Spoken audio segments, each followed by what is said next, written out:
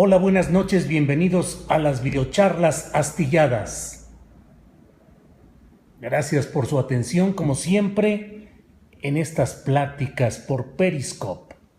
Videocharlas astilladas.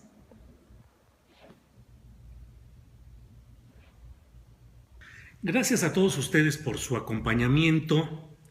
Iniciamos esta semana con información diferente, con información que pareciera en estos días cargada a los asuntos policíacos, a los de nota roja. Hechos que muestran la pérdida del control de los gobiernos respecto a las actividades delictivas a lo largo y ancho del país. Hechos que nos muestran cómo va aumentando el número de personas que deciden defenderse por propia mano en diversas circunstancias.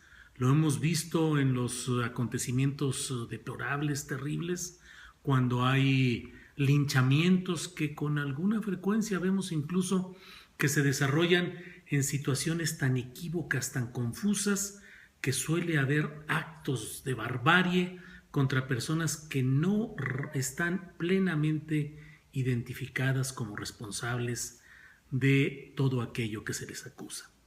Pero forma parte de esta ruptura de las relaciones de confianza y de reciprocidad entre los ciudadanos y sus autoridades. En un estado en general, el Estado mexicano, sus gobiernos federal, estatales, municipales, absolutamente infiltrados por poderes delictivos, lo cual hace que los ciudadanos estén abandonados realmente a su propia suerte. Hoy, por ejemplo, se encontraron 4 cuerpos a un lado de la carretera que va de México a Toluca. 4 cadáveres. No sé, hubo incluso un incidente con reporteros, sobre todo con un fotógrafo, corresponsal de proceso, al que los policías federales detuvieron, forcejearon con él, le colocaron esposas, trataron de subirlo a una camioneta para llevárselo preso. En el marco del ejercicio periodístico que busca tener datos de lo que está pasando, fotografías, información, y los policías se cierran por circunstancias a veces poco explicables. El punto en este asunto que les platico es que finalmente los 4, según la información de la Procuraduría General de Justicia del Estado de México, los 4 eran asaltantes y fueron asesinados por una persona desconocida que desde dentro del autobús que habían asaltado a esas 4 personas les disparó con arma de fuego y los asesinó a los 4, los dejó muertos. Se bajó metros más adelante de la unidad automotriz y se escabulló. No se sabe quién fue. Desde luego que esto parece las escenas de esos vigilantes de algunas películas, los vigilantes que están atentos a lo que va sucediendo y que a veces toman en sus manos la decisión de poner orden según entienden. No es la solución, desde luego, pero lo cierto es que mientras las autoridades siguen jugando al engaño, a la simulación, a las estadísticas infiltradas y controladas por los propios delincuentes, hay una sociedad desesperada que no encuentra de qué manera frenar atracos, agresiones, violaciones, secuestros y asesinatos por donde quiera. Y por ser asaltantes no merecen vivir, pues ese es el punto en el cual una sociedad sana debería de tener los mecanismos claros para poder aprender a quienes infringen las reglas, las leyes, las normas, someterlos a juicios respetables e imponer sanciones y presentar a esas personas en los que son centros de presunta rehabilitación social. Todo eso no existe y por eso se dan estas circunstancias tan terribles.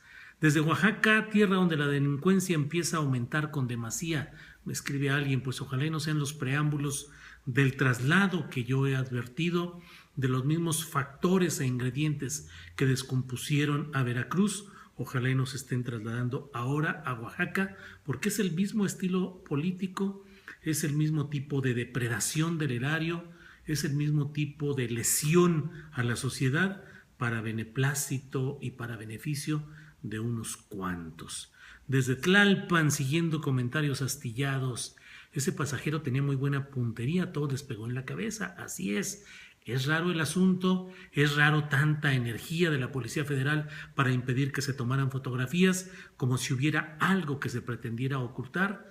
Ya veremos si fue pues algún militar, algún policía federal entrenado para ese tipo de disparos, o incluso ya habremos de saber si las cosas no son como el parte oficial de la Procuraduría General de Justicia del Estado de México lo está diciendo. No sería la primera vez en que esa Procuraduría mexiquense mienta y acomode las cosas a la conveniencia de sus jefes o de factores de poder importantes. Otra verdad histórica, pues estamos llenos de verdades históricas. Pronto taparon los muertos, pues sí. ¿Pero por qué tenían a ese periodista? Porque pretendía tomar fotografías y los policías decían que estaba traspasando la línea de seguridad y que podía alterar el escenario del crimen, cuando bien sabemos que ellos mismos fueron captados, esos policías, alterando la escena del crimen. No se sabe si de una manera definitiva o simplemente tomando algunas cosas de valor para llevarlas y presentarlas ante los peritos o ante las autoridades correspondientes. Pero como esto, hoy hay una triste circunstancia en Tamaulipas donde un periodista, director del diario El Expreso, que se edita en Ciudad Victoria, Tamaulipas, pues ha tenido que abandonar su casa, sus hijos han tenido que dejar las escuelas, todos han tenido que dejar sus trabajos. El padre director editorial del Expreso de Ciudad Victoria, la madre miembro de una coordinación de mujeres periodistas y de asuntos de género, tuvieron que salir porque por internet, en Facebook, fueron amenazados. El hijo de esta pareja, un joven que según todos los reportes que conozco es un estudiante de periodismo disciplinado, cuidadoso, respetuoso, y sin embargo fue acusado abiertamente en las redes, supuestamente por un grupo bravo de los Zetas de la vieja escuela.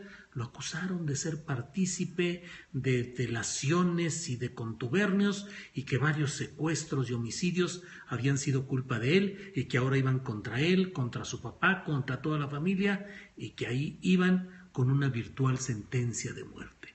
Tuvieron que salirse de Tamaulipas, dejar Ciudad Victoria.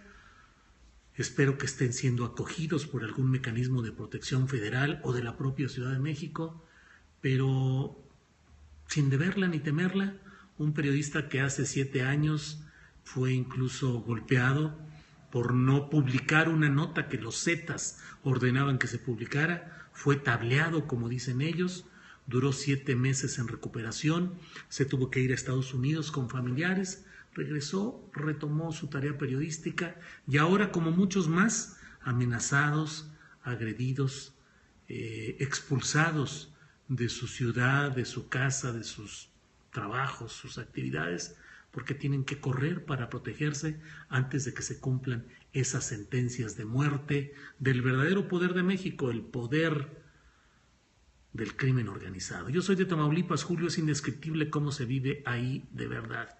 Duarte, en Chiapas, pues eso dice el padre, el cura Solalinde, dice que hasta puso ahí una fotografía aérea de Villaflores, Chiapas, y dice que allí está Javier Duarte.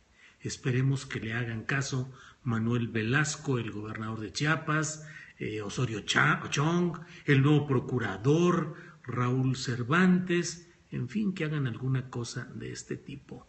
Todo el establishment está podrido, cinismo, impunidad y corrupción, dice Raumstock. Así es, en Chihuahua, México, da tristeza con las muertes, da tristeza, da dolor, da impotencia.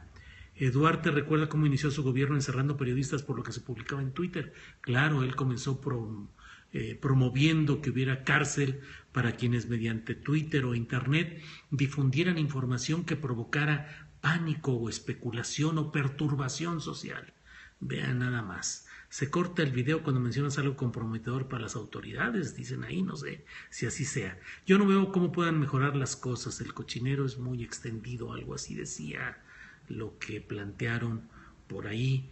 Como siempre en estas videocharlas astilladas, en las que hay una interesante participación de todos quienes nos hacen el favor de estar atentos a lo que va sucediendo en estos días. Indignante lo que pasó con nuestro compañero de fotoperiodismo, dice Agustín Lagunas.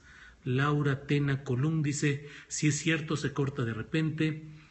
Bonita noche, saludos en Ecatepec, tierra de nadie. La verdad, como dice Lorenzo Meyer, no es fácil saber cómo vamos a salir de tanta podredumbre. Saludos desde Cuernavaca. ¿Cómo te fue en TV Universal?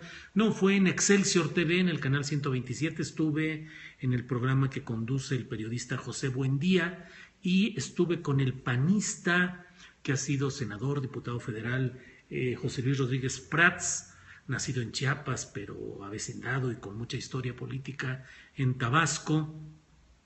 Estuvo interesante.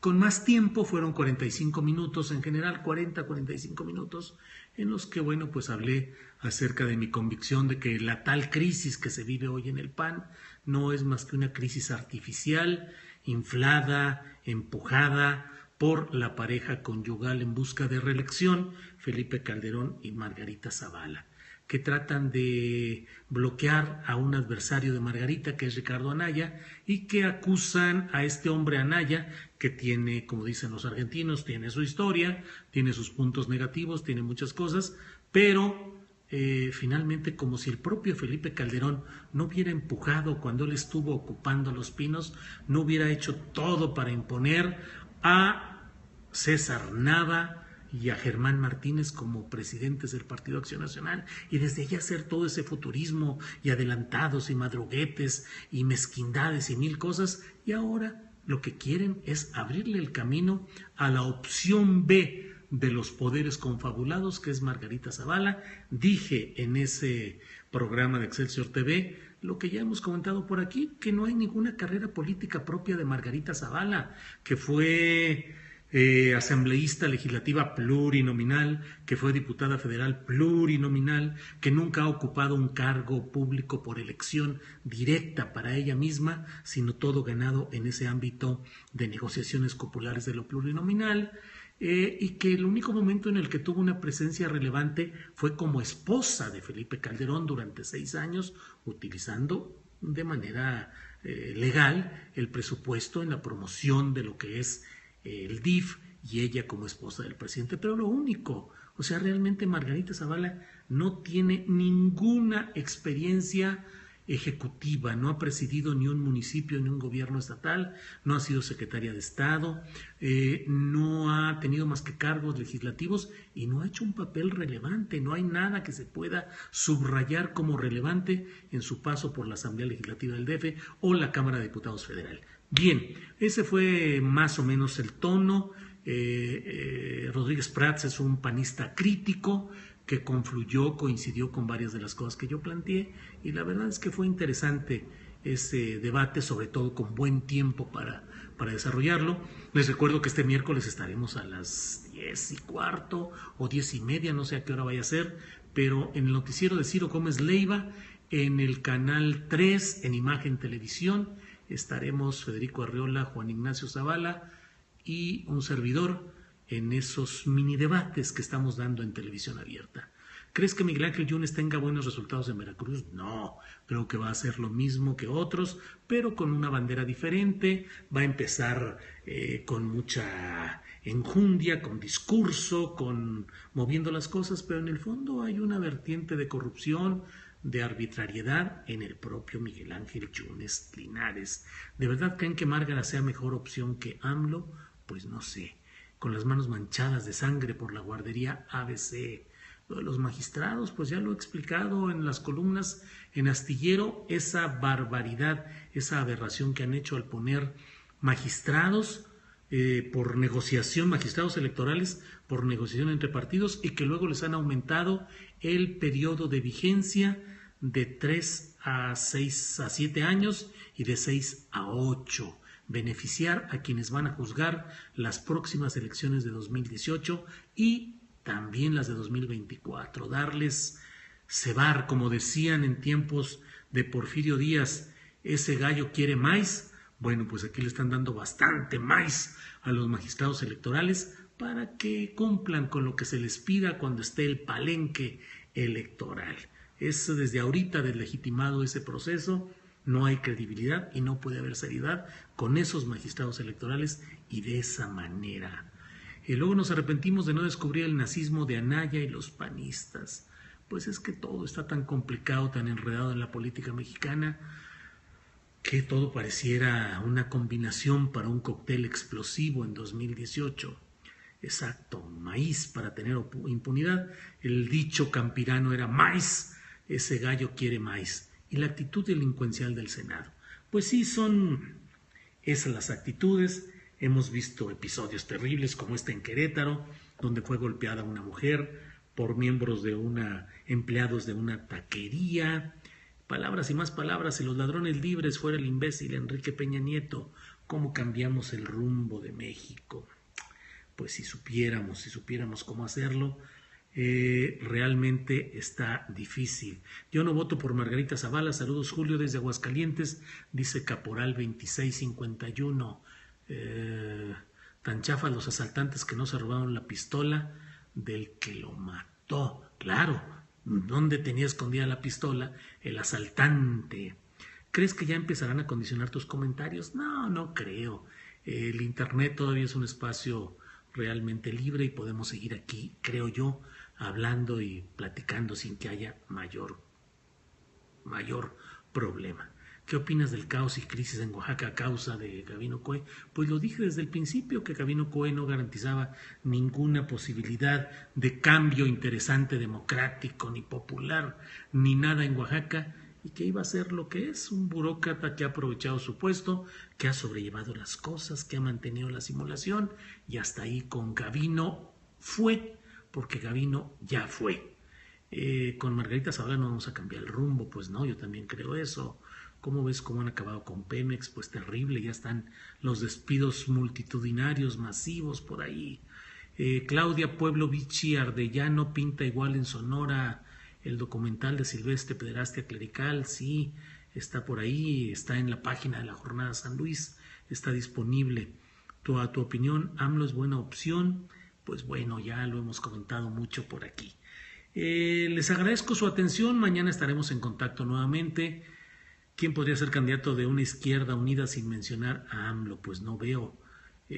Mañana subirá la tarifa de luz y las reformas, Julio, claro, una mentira más, un engaño más, subir las tarifas en el consumo industrial comercial y el doméstico de alto consumo. Suben las tarifas, ya saben, como beneficio de la reforma energética, aquella que haría que bajaran los precios de la gasolina y de la electricidad, pero nos engañan una y otra vez y no pasa absolutamente nada. Solo nos quejamos, solo protestamos, solo publicamos, pero no hay organización, no hay camino, no hay programa, no hay liderazgo para el cambio en México. Lo que hay nada más es la zanahoria electoral, más elecciones, protestas, denuncias de fraude, movilizaciones, quejas y hasta ahí. No hay mayor cosa. Que la gasolina no sube en noviembre, pero ¿qué tal la luz? Una burla a la reforma. Bien, pues muchas gracias. Hay muchos temas, como siempre, dejamos algunos para mañana, si no, se nos acaban hoy todos. Gracias, como siempre, por esta oportunidad de estar en contacto. Seguimos por aquí. Gracias.